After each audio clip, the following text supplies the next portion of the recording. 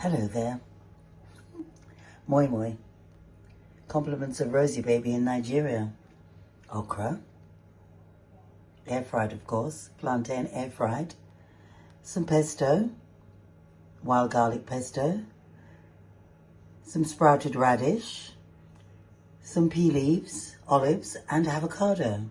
Not forgetting our garlic and red onions. Yes, I'm going to enjoy this. It's the last one. So it looks like I'm heading out to Nigeria. Or I am going to ask Rosie baby to send me the recipe. Or I might even try it myself. Maybe we could open a channel and start doing it ourselves. Showing people how to make healthy, nutritious moi-moi.